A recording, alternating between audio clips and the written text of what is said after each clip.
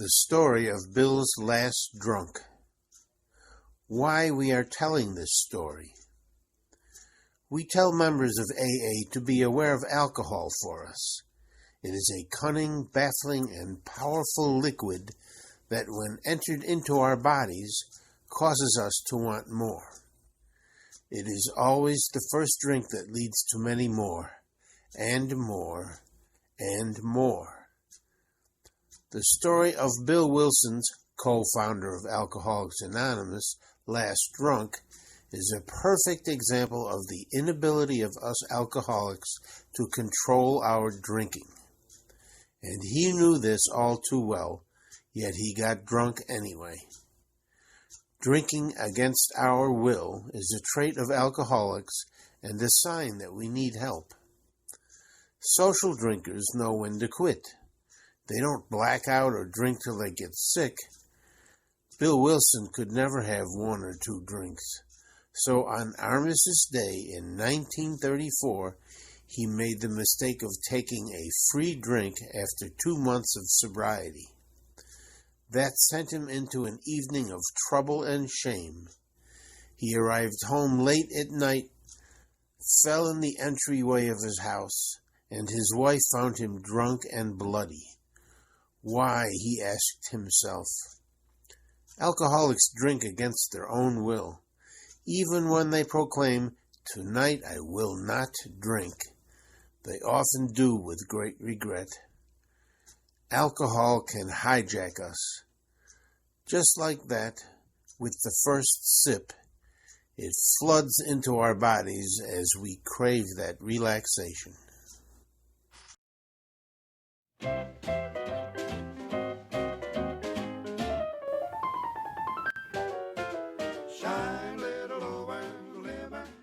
It was a clear, crisp day in Brooklyn, Sunday, November 11th, 1934. The country was climbing out of the Depression, but very slowly. Time magazine declared FDR the Man of the Year. The St. Louis Cardinals had won the World Series against the Detroit Tigers in 7 games. Tickets to the game were $1.10, and it was the first year that the song "Take Me Out to the Ball Game" was sung at baseball games. It was the era of the big bands, and everybody went dancing on the weekends. The most popular song on the radio was "Blue Moon," and the Mills Brothers were the hottest group in town. The country was celebrating Armistice Day that Sunday. The armistice was a declaration made at the end of World War I to end all hostilities. It was signed by the Allies on November 11, 1918 at 11 a.m., the 11th hour of the 11th day of the 11th month. It had been a national holiday since 1919. Bill and Lois Wilson were living in Brooklyn, 182 Clinton Street. That is in a section of Brooklyn called Brooklyn Heights. Lois was off from work today. Besides the fact that it was a national holiday, stores were always closed on Sundays. She had a job at the Macy's department store in downtown Brooklyn. She was getting paid a mere $22 a week. Of course, Bill was unemployable because of his alcoholism. They could barely make ends meet.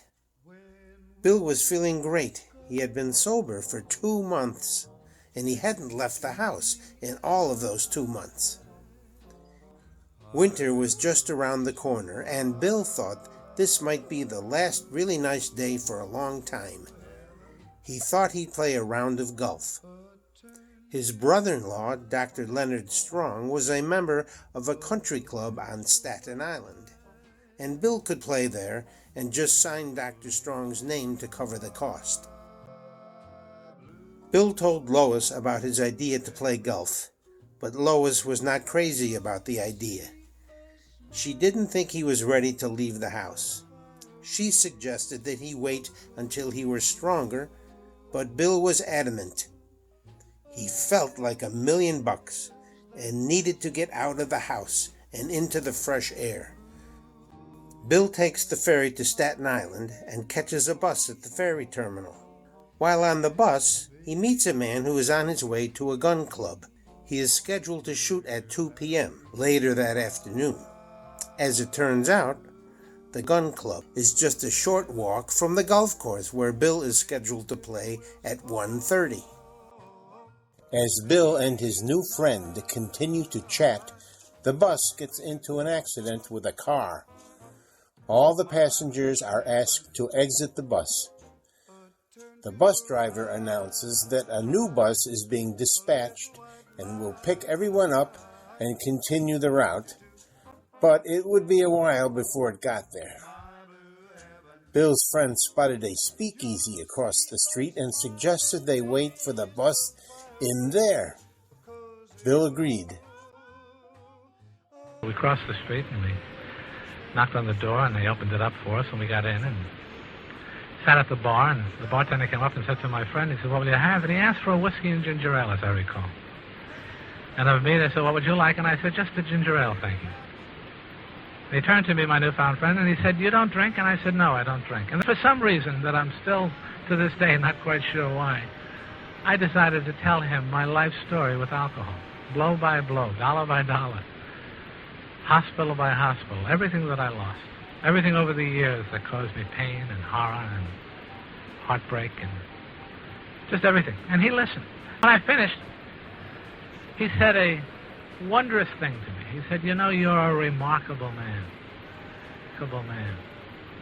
And immediately I knew that he was an intelligent man, because nobody, and I mean nobody, had a kind word to say to me in years. But this man could see through all of me and get to the very nub of it and see that I was a number one, a highly intelligent man. He said, as I recall, "I have a number of friends that have had problems with alcohol, much like your own." He said, "They're dead now, or they're in prison, or they're in hospitals, or they're in Skid Row. But you seem to have rebounded, to have recovered. And I think that's highly remarkable."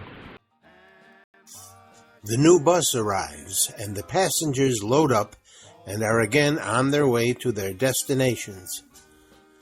Bill was pleased with himself. He sat at a bar and chatted comfortably with a fellow traveler, and not once did he think about ordering an alcoholic drink.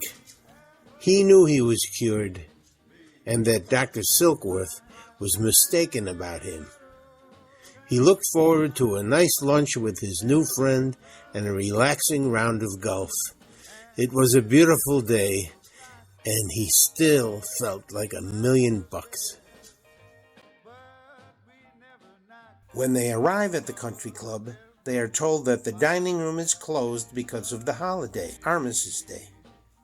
But the bar was open and they could get some sandwiches there. They had their sandwiches and ginger ale, and it was time for Bill to tee off and for his friend to go over to the shooting range.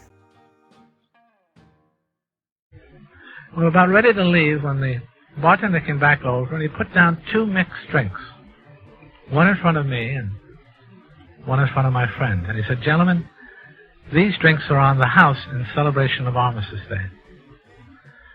Without a moment's hesitation, I reached over and I picked up mine and I drank it down. When I turned to my newfound friend, he didn't look smart anymore. He had the dumbest expression I've ever seen on a human being. And all he could say to me is, "Mister, you've got to be crazy.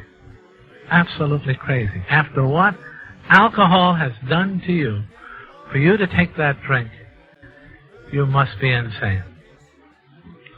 And all I could say was, "You're right, I am insane. I am crazy." That night, my wife found me in the areaway, the space between the outside door and the inside door of our home. I had fallen, apparently cut my head, and I was bleeding, passed out. Still clutching that bag of unused golf clubs. I didn't play golf that day. I got drunk. Bill continued drinking for a while, but he never got out of control drunk ever again. He eventually returned to Towns Hospital, where he was treated by Dr. Silkworth. Although he had done this before and had had the belladonna treatment before, this time something unusual happened to him. Something so powerful that he never had another drink for the rest of his entire life. What happened to him? Well, that's an entirely different story.